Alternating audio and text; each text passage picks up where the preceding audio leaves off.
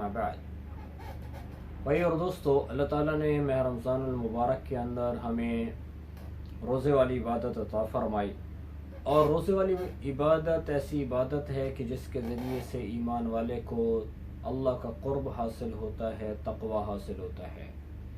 تو روزے کے مقاصد کو حاصل کرنے کے لیے روزے کے آداب کی رعایت کرنا ضروری ہے۔ روزہ جیسے کھانے پینے سے رکنے کا نام ہے، ایسے ہی اپنے تمام اعضاء و جوارح، ہاتھ، پاؤں، آنکھ، کان، سب کی حفاظت کرنا، ان سب کا بھی روزہ ہوتا ہے۔ ان کو بھی صحیح استعمال کرنا، غلط استعمال سے بچنا ضروری ہے، تاکہ روزے کے صحیح مقاصد، اس کی برکات حاصل کی جا سکیں۔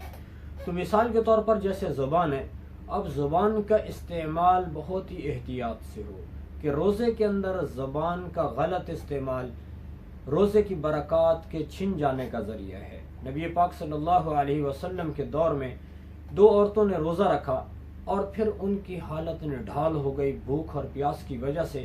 صحابہ کرام رضوان اللہ علیہم اجمعین اللہ کے نبی کی خدمت میں حاضر ہوئے، یا رسول اللہ، 2 عورتیں انہوں نے روزہ رکھا، ان کا یہ حال ہے کہ وہ بہت بھوک اور پیاس کی وجہ سے نڈھال ہیں۔ تو نبی پاک صلی اللہ علیہ وسلم نے کوئی توجہ نہیں فرمائی۔ تھوڑی دیر کے بعد پھر صحابہ کرام رضوان اللہ علیہم اجمعین حاضر خدمت ہوئے، عرض کیا، رسول اللہ، وہ تو مرنے کے قریب ہے۔ تو آپ صلی اللہ علیہ وسلم نے ان دونوں کو بلوایا اور ان کے سامنے ایک برتن رکھا، تشت رکھا، برتن جس کے اندر ان کو قے کرنے کا حکم دیا۔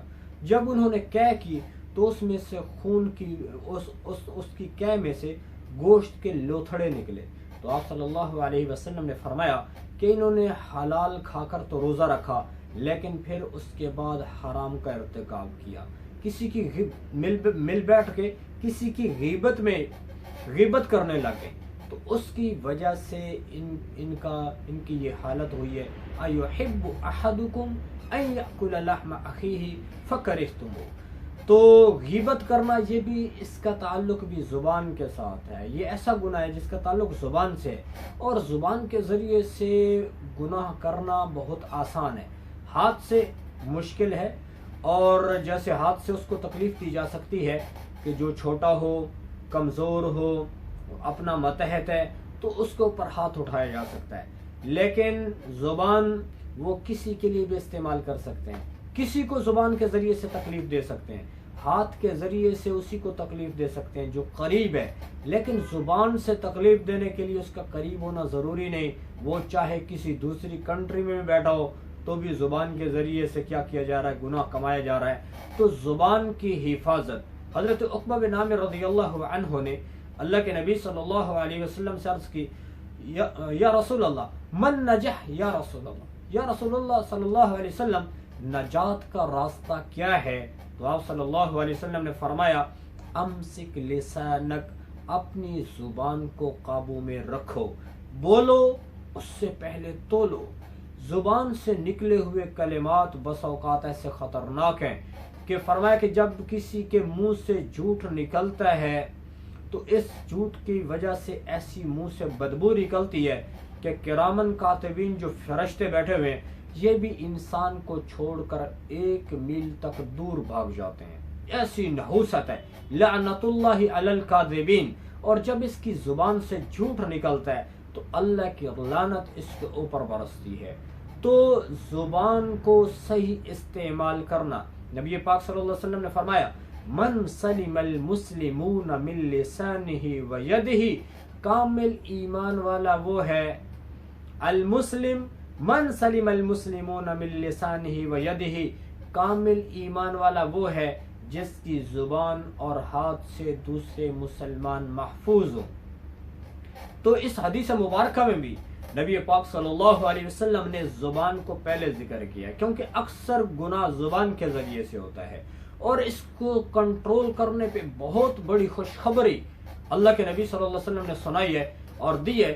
فرمایا کہ من یضمن ما بین لحییہ وما بین رجلیہ اضمن لہ الجنہ، کہ جو مجھے زبان اور شرمگاہ کی حفاظت کی ضمانت دیتا ہے کہ وہ اس کو غلط استعمال نہیں کرے گا، میں اس کو جنت کی ضمانت دیتا ہوں۔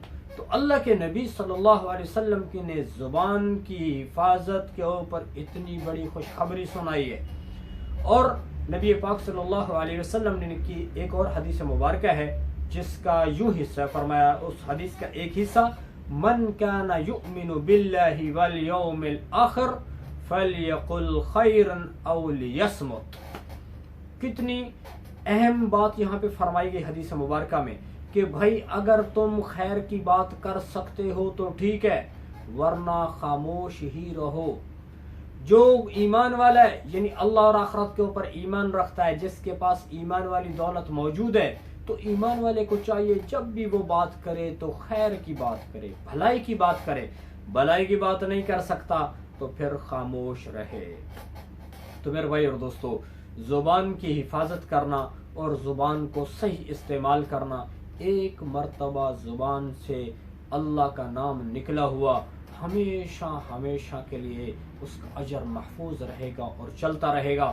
تو ایسے ہی جس طرح میں رمضان کے اندر روزے کے دوران کھانے اور پینے سے رکنے کا معمول ہے، ایسے اپنے تمام اعضاء کی بھی حفاظت کی جائے، اور تمام اعضاء و جوارے جو اللہ کی ذات نے ہمیں ایز اے امانت دیے ہیں، امانت کے طور پہ دیے ہیں، ان کو صحیح استعمال کیا جائے، غلط استعمال سے اجتناب کیا جائے۔